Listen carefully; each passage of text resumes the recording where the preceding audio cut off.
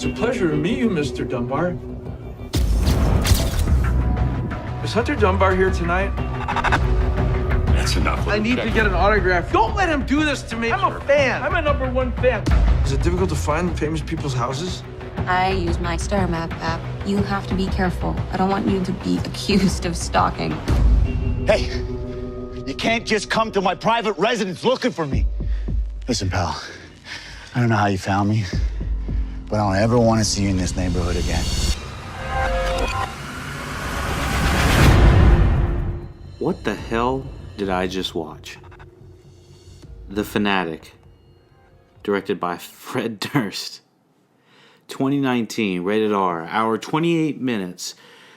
Welcome to the LuckyDog podcast. This is your host, Elias Roush. This podcast is sponsored by EliasRoushMedia.com. Photo, video, digital media. Honestly, don't even know I should have done that ad on this specific podcast because, my lord, I literally have no idea what I just saw. Let me see. The Fanatic. Sorry, I'm just mind boggled by what the hell I just saw. This is directed by, well, The Fanatic. It's starring John Travolta as the character of Moose, basically an autistic 40-year-old who, or maybe 50-year-old, I don't know, that is obsessed with horror movies and a specific action movie star. This movie is about a rapid film fan that stalks his favorite action hero and almost takes us into the next realm, I will say. I mean, this is one of the craziest movies I've ever seen. It's got a 3.9 on IMDb.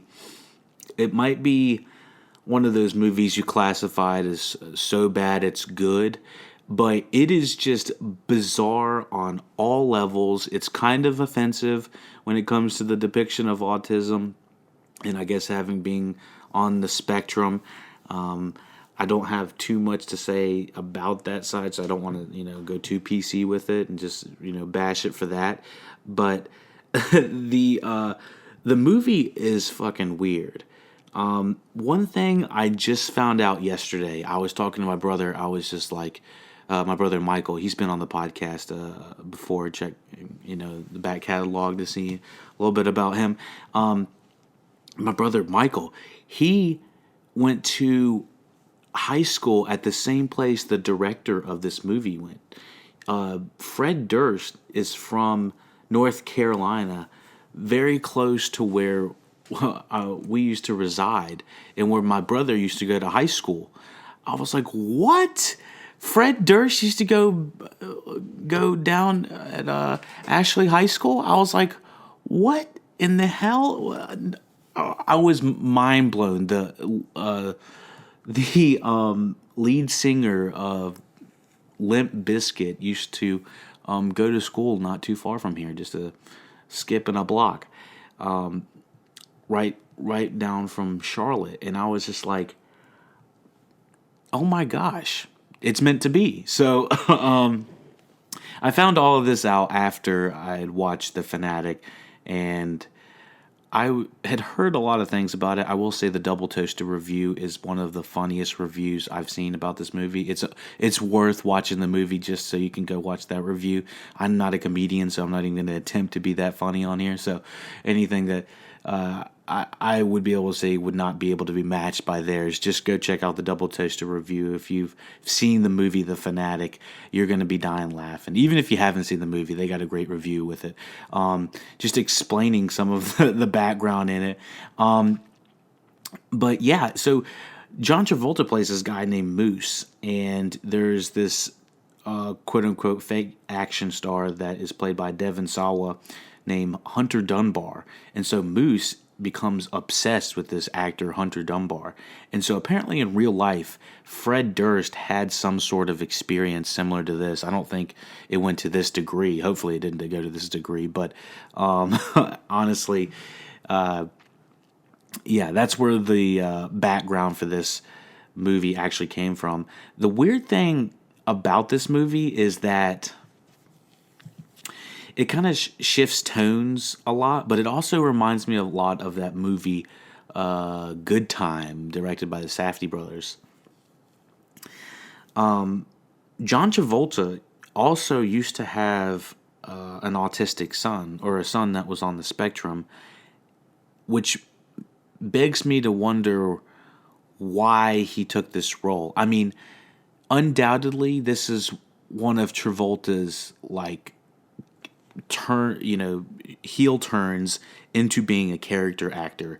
What Double Toasted's Martin said on Double Toasted, he said that this was making John Travolta a leading man, the handsome leading man, to a character actor who was much more like a Christian Bale or I'm not sure if it's the same caliber, but what is his name? What is it?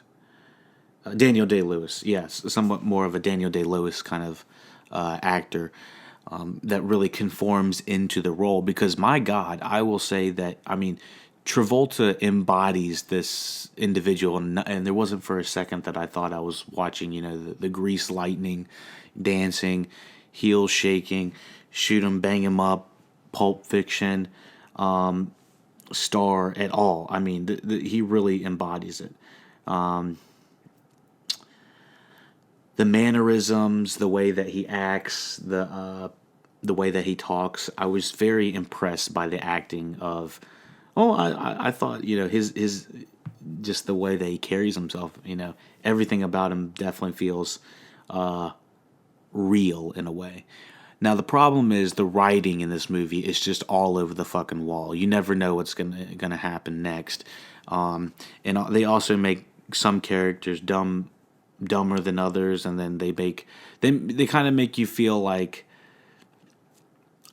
the movie tries to think that it's smarter than the audience, and it's most definitely not. And I don't want to say it's sort of predictable in a way, but also there's this weird correlation. There's this weird plot line of showing what Moose is doing when he's not trying to get autographs and memorabilia for Hunter Dunbar to sign. He's this cop, like this street art cop. So like when you go on Hollywood Drive, or if you go in New York, there are these street performers and they're dressed up as something. He looks like he is a 1920s Monopoly looking cop with one of those batons in his hand and the tall hat and terrible mustache. I mean, it doesn't even make sense what's going on in this movie. And so just the counterbalance of seeing what Moose is doing day to day versus him going crazy over this Hunter Dunbar character, between that and him, being bullied by other street performers, it is a bizarre movie. It's not a long movie at all. I think it's only about an hour, 20 minutes, 10 minutes of credits, I swear. But and the title sequence is weird. I don't know. Something about the title sequence made it felt like they were using, various After Effects to make the special effects in it. I don't know. It looked bad in numerous parts. From what the actual movie is saying, I have no fucking idea. I literally have no idea what this movie is. Most movies have like an underlying message of saying, don't be a consumer, don't be over consumer, or don't eat too much, or be sure to eat your vegetables, or don't be negative or something like that. I don't know. A lot of movies generally have some sort of underlying message about them, and this just goes straight off the fucking rails in a way that doesn't make sense for anybody at the end. And I don't know. The only thing I could say is that I was thoroughly entertained the entire time. It does get a little excessively violent at the end. Let me see. Yeah, that's about all I can say. There's a shameless Limp Bizkit plug that is just, get that shit out of here.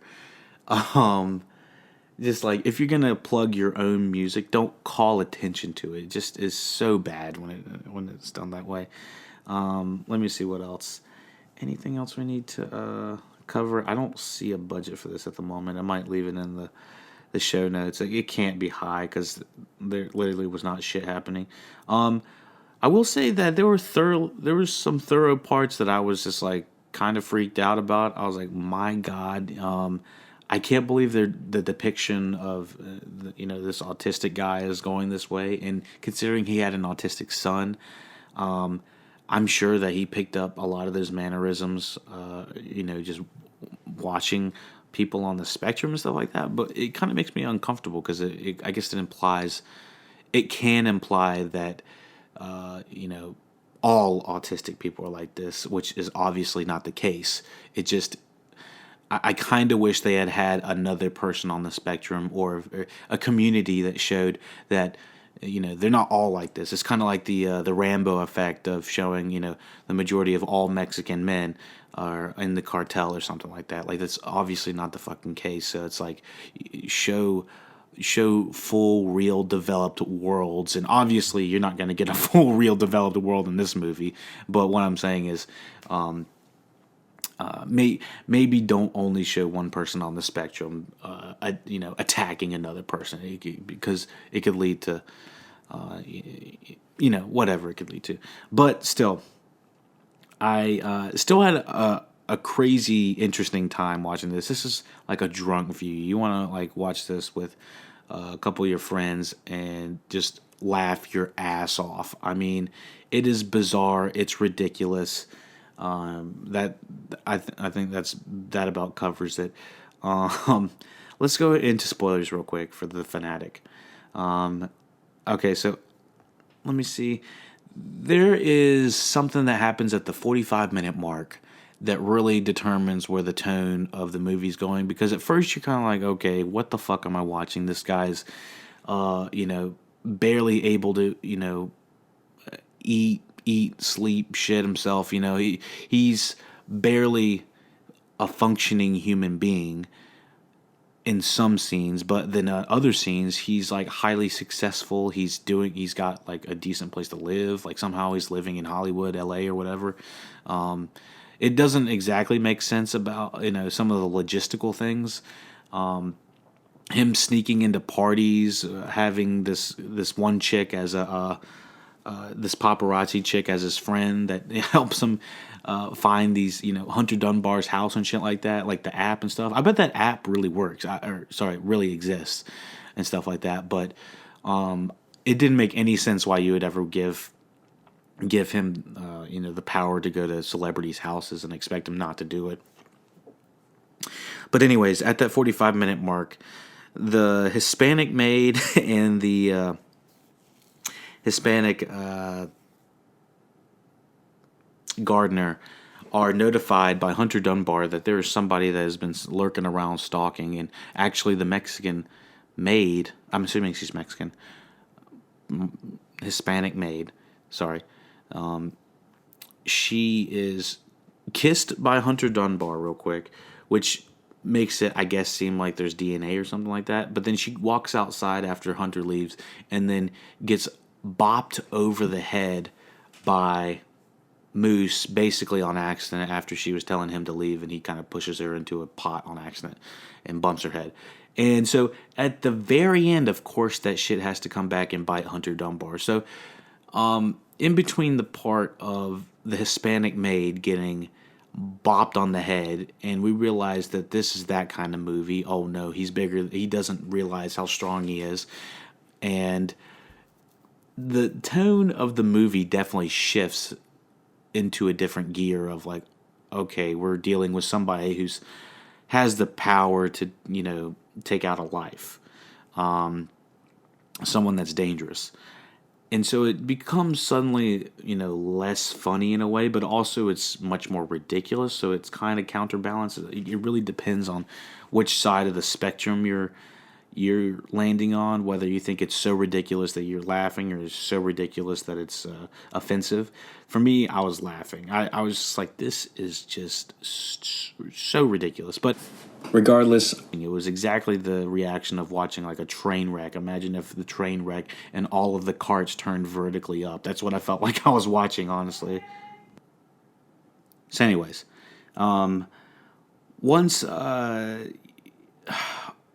Moose is in the house, he's going throughout Hunter Dunbar's house. He's trying, I think does he try on his clothes?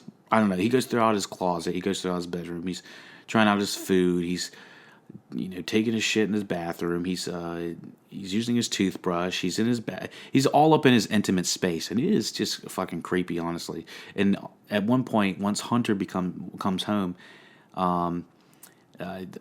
Moose is in his house, and he's lurking around like one of these slashers. And I thought that was one of the more effective scenes. I was like, oh fuck, this is like the last thing I'd want is,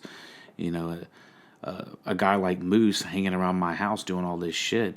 And then what's even scarier is seeing the psychological stuff that he does to Hunter when he's asleep. I mean, he's just sitting there staring at him, kind of rocking back and forth. I mean, that was making me uneasy. I was like, oh fuck, this is a different movie that I feel like I've begun watching. So I do feel like there is some decent direction with the horror. I will say, the type of horror is subjective, but the fact is this guy is staring at Hunter. Moose is staring at Hunter Dunbar and kind of looking over him, trying to take photos and dropping his phone on him and shit like that. It was very bizarre at many different points. I will say Hunter Dunbar in the first interaction they have with him. He's talking to his wife behind the bookstore where he's doing signings, and that's when Moose comes up and he's asking for memorabilia signings, autographs, and he's Hunter's not the nicest guy, but I don't feel like he was any less stern than anyone else would be, having their ex-wife and their kid right there. I do feel like a lot of the time they're trying to make Hunter Dunbar kind of look like an asshole, and I do agree he's a little bit alpha and he's a little bit toxic in a way, but I don't think that I don't exactly know where to land on him. Like, he's an asshole, but I mean, he was tied up by Moose. He told Moose stay away, and Moose tied him up anyway. He doesn't know what Moose is going to do to his kid, even though we know probably Moose isn't going to do anything, or on purpose. But anyways, Moose ties up Hunter Dunbar at one point, and they have a very long 20-minute scene of Moose kind of doing these reoccurring horror tropes and horror themes. They're coming, they get you, Barbara. And the movie that we saw him watching in that cheap flashback in the movie.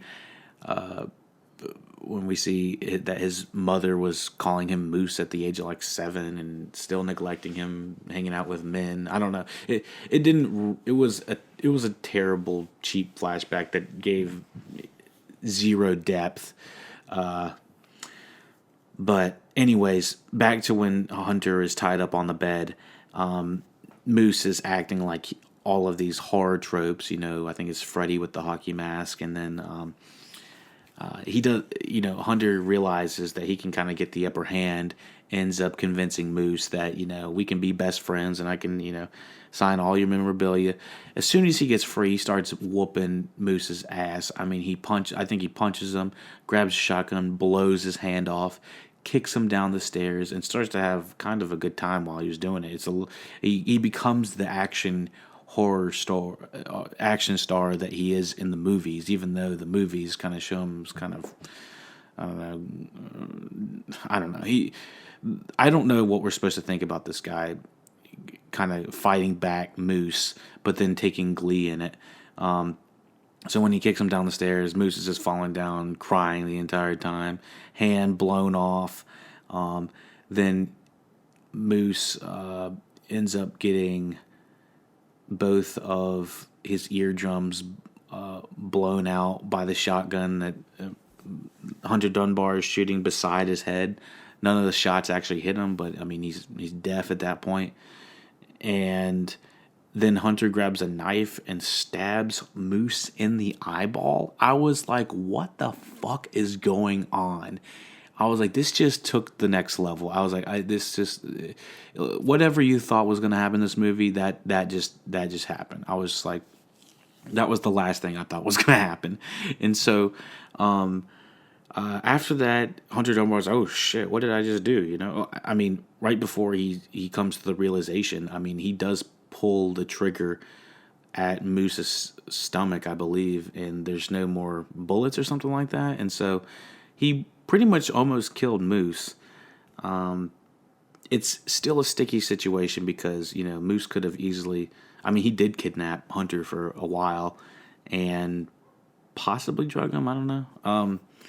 But anyways, Hunter wraps up Moose's arm. He said, "Oh, did I do that? Oh, well, let me wrap it up and, you know, send you on your way." And he walks him outside and then closes the door behind him.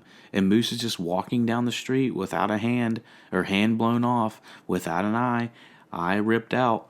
I mean, and then his one paparazzi friend just shows up out of nowhere and is just like, "Oh my gosh, Moose, what happened? You know, oh my goodness." And like street performers come up to him and be like, "Oh, dude, that's the coolest costume, dude." I mean, it's like, what? Like he's bleeding from the eye, hand removed. It doesn't look like a costume. I mean, he probably smells like shit too. Like, it doesn't make any sense. And then it goes back to the Hunter Dunbar residence, and he's just like sitting there reflecting on what he just did to Moose. And he gets a knock on the door, opens it up, and who is it? Oh my goodness. It's the Hispanic gardener along with the police force. And he's like, yep, it's him. And of course, Hunter Dunbar is arrested for the murder of the Hispanic maid in the backyard that no one has seen for 2 days. I mean, it is one of the dumbest, most ridiculous plot lines I have come to seen in a very long time. And that is why, along with John Travolta's performance being absolutely ridiculous, I don't believe it's a 3.9. I don't believe this Rotten Tomatoes score should be 18%. It is a terrible, ridiculous movie. But I honestly think it's for a certain crowd that enjoys just kind of shitty, schlocky movies in a way. I don't want to say shitty, but because I think there's some value to it in a way, but it's so dumb. I was laughing through it more than not.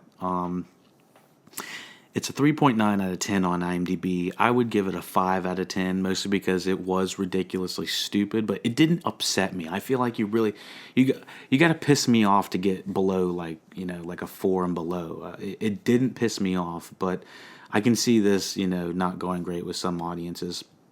18% on Rotten Tomatoes. That means 18% of people would recommend it. I guess I'm part of that 18%. I would loosely recommend it as a stupid recommend. You know, it reminds me of The Room, but for 2019 in a way. I don't know. It's so dumb. Anyways, this movie was ridiculous. The way that, you know, things just happen. People were just walking on the street, and all of a sudden, you know, actors will come up and start talking to them as if the scene was supposed to happen in a room or something like that, but they didn't have the budget, so they just had it on the street side or something. It didn't make sense. Logistics of, you know, how this guy would be able to be alone didn't make sense. The way people would treat him didn't make sense. Obviously,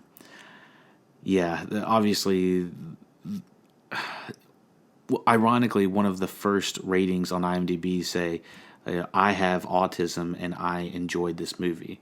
Let me see. We can actually see what he says. This was 8 out of 10, 5 locks. I have autism and I like the movie.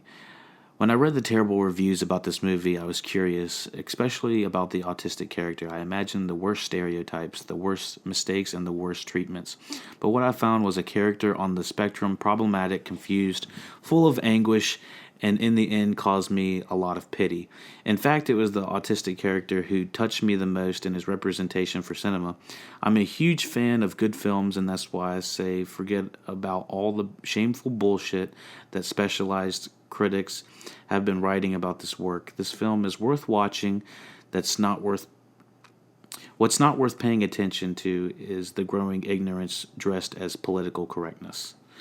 Well, I like what Five Vlogs has to say, and you know, if he's on the quote unquote spectrum, or if he has autism, then you know, obviously we want to hear that kind of. We want to hear opinions from that group that understands what it means to be autistic and understand the lifestyle that goes along with it, and whether or not it's being represented on screen correctly or not. Let's do another. Let's see. Oh, someone actually said something similar. I said 3 out of 10. So bad it's good. This movie may well outshine The Room in years to come. Amazing in the worst kind of way. And about half the viewers found that helpful. I think that is about how I would describe it. But yeah, thank you for listening to the LuckyDog podcast, to the Fanatic review. Thank you for listening. For donations, paypal.me/LuckyDogPodcast. Link is below. Facebook, Twitch, Instagram, all the links, all below. Email, comments, questions, concerns, rate, review, iTunes, 5 stars, keep us in there. That tremendously helps other people find the podcast. Thank you for listening, and take it easy.